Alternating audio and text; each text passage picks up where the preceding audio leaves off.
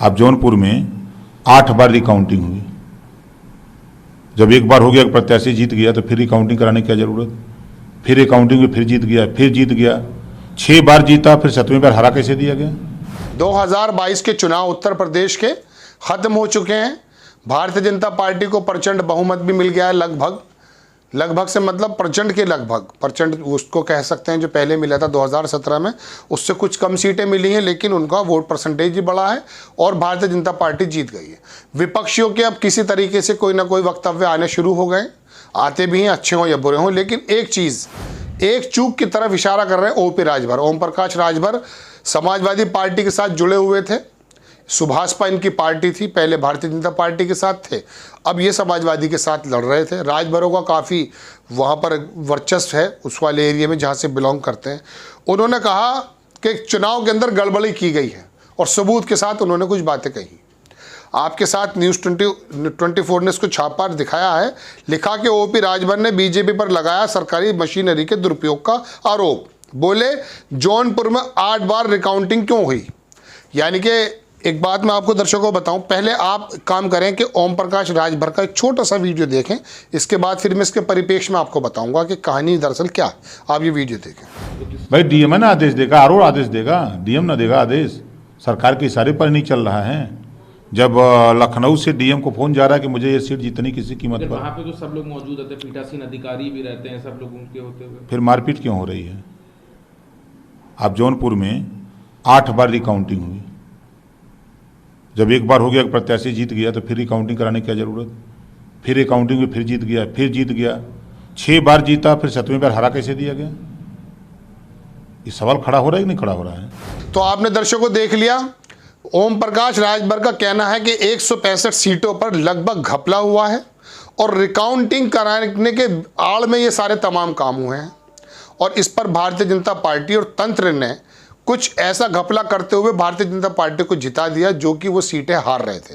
मसलन आपने वीडियो में देखा होगा, इन्होंने कहा कि जौनपुर, कौन सी जगह बताई इन्होंने, हाँ इन्होंने कहा जौनपुर में 8 बार रिकाउंटिंग क्यों हुई। 7 बार रिकाउंटिंग की गई और 8वीं बार उसको हरा दिया गया। इनका कहना है, ये सबूत है। अब मैं आपको सीट दर वाइज थोड़ा सा इशारा दूंगा कि ओम प्रकाश राजभर ने किन किन सीटों पर कहा है कि क्या क्या मार्जिन आए हैं।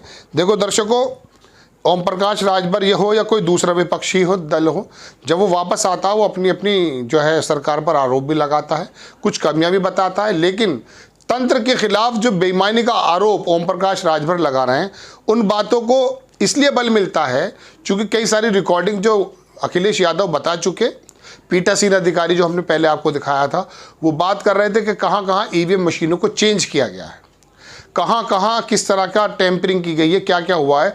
ये हमने आपको उस रिकॉर्डिंग की हमने कभी आपको ये नहीं कहा कि वो कहाँ है, हालांकि उसमें उसने अपना पूरा एड्रेस वगैरह बताया, कहाँ पर वो अध्यापक है। बाद में ईवीएम का पकड़ना मिलना, ये सब आप देखते रहें।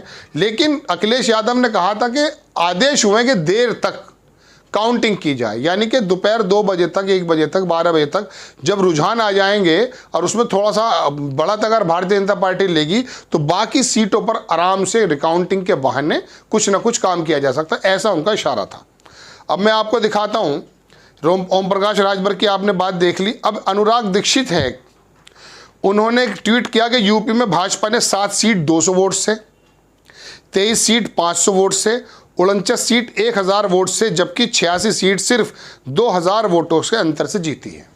अब इसके अंदर अंतर क्या हुआ है कि कहीं 200 सीटों ऐसा दोनों पक्षों में होता है, लेकिन ज़्यादातर जो फ़ायदा मिला है वो भारतीय जनता पार्टी को मिला है।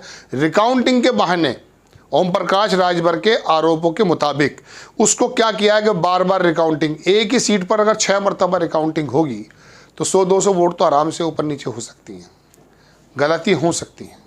उसे फिर 7वीं या 8वीं बार उस सीट को जिता दिया गया। ये ओम प्रकाश राजभर का आरोप है, हमारा नहीं है। अब इसमें क्या हुआ है, देखिए टाइम्स ऑफ इंडिया ने इसको छापा भी है। अनुराग दीक्षित ने जैसे बताया कि इसका फ़ायदा सत्तारूढ़ सरकारों को किस तरह से मिला है, कि उन्होंने बताया कि बहुत कम सीटों का डिफरेंस है। हालांकि उन्होंने ओवैसी की पार्टी को भी इसके अंदर शामिल किया है। लिखा है कि allegation in the UP election AIM पर लगाया गया है। इन्होंने कहा कि इस तरह से वहाँ पे AIM की जो सीटें हैं, वोटें हैं, वो इतनी काट दी गई हैं। लेकिन मैं आपको सिर्फ ये दिखाना चाहता हूँ कि ये किस तरह से सीटों के अंदर डिफरेंस का जो डिफरेंसेस थे वो कितने थे। In the UP BJP won 7 seats 200 vote, ये टाइम्स ऑफ इंडिया की रिपोर्ट है। 23 सीटें जीती हैं 500 वोट से, 49 सीटें 1000 वोट से और 86 सीट 2000 वोट से भारतीय जनता पार्टी ने जीती है।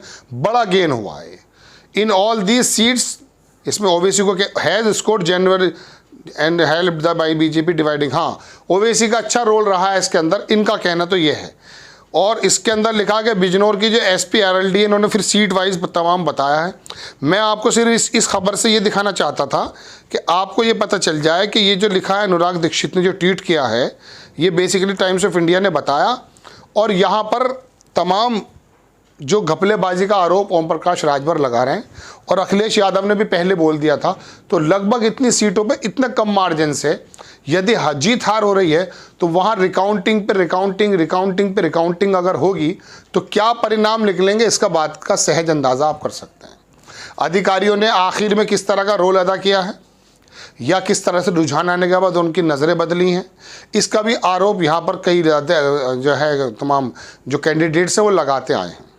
हालांकि भारतीय जनता पार्टी के कैंडिडेट की तरफ से भी कुछ इल्ज़ामात लगे हैं, लेकिन ओम प्रकाश राजभर के इस इल्ज़ाम को कि डीएम को इस तरह से कहा गया है, डीएम ने जिलाधिकारियों ने इस तरह का रोल अदा किया है, तो दर्शकों और ऊपर से फिर वो तंत्र, वो रिकॉर्डिंग्स, कई रिकॉर्डिंग्स इसके अंदर आ चुकी हैं जिसके अंदर अधिकारी शामिल हैं।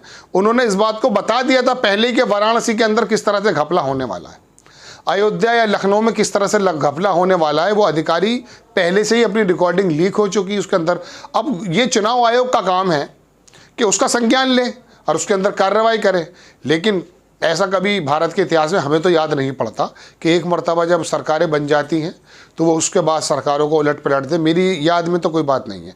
हालांकि अखिलेश यादव ने ट्वीट करके कहा कि इसके अंदर, बल्कि चिट्ठी भी लिखी, इसके अंदर राष्ट्रपति से भी कहा अब कितना, और सुप्रीम कोर्ट से भी संज्ञान लेने को कहा, लेकिन तमाम तंत्र पे जब कब्जा है तो बात ये नहीं है कि आरोप गलत हैं या सही हैं, बात यह है कि वो चीज़ें हैं, आरोप अगर लगते हैं तो उनको दूर करने की जिम्मेदारी तंत्र की होती है या चुनाव आयोग की होती है।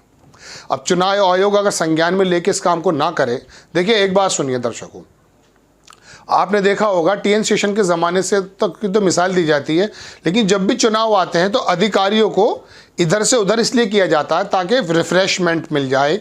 अधिकारियों जो पहले से माइंड सेट अगर किसी अधिकारी का होता है, कई सारा देखा गया है, तो उसके अंदर जो है दोबारा से निष्पक्ष चुनाव हो जाए।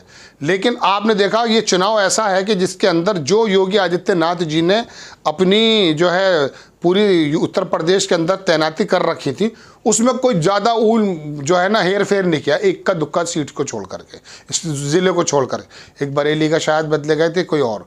फिर बाद में जब अखिलेश यादव ने अपनी पीसी की, उसके बाद 3, 4, 5 जो है वहाँ पर जो है तबादले हुए, लेकिन तबादले बड़े मास लेवल पे होते थे।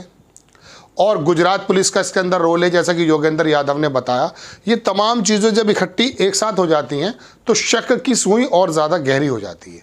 ऐसे समय में ओम प्रकाश राजभर के इस आरोप को चुनाव आयोग को संज्ञान में लेकर के कुछ कहना चाहिए, कुछ करना चाहिए, कुछ कार्रवाई करनी चाहिए। सही है गलत वो आप जाने, लेकिन इसके अंदर जो दूध का दूध और पानी का पानी है वो लाना चुनाव आयोग की जिम्मेदारी है। वरना इतने छोटे डिफरेंसेस पर, जैसा कि ओपी राजभर बता रहे हैं कि जौनपुर में एक ही सीट पर 6-7 दफ़ा की गई है और उसके बाद फिर वो हरा दी गई सीट, तो ये फिर शक जो है वाकई यकीन में तब्दील होता है। चुनाव आयोग की तंत्र की जिम्मेदारी है, लेकिन ये होगा नहीं होगा, हमारी बात तो सिर्फ इतनी है कि हम आपको ओम प्रकाश राजभर या ये फैक्ट्स वाइज सामने आपके रख दें।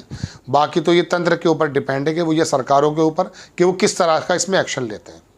आपको खबर कैसी लगी अपनी राय कमेंट्स बॉक्स में ज़रूर दीजिएगा। चैनल को सब्सक्राइब कीजिए, शेयर कीजिए। नेक्स्ट टाइम मैं किसी खबर के साथ आता हूँ। जय हिंद।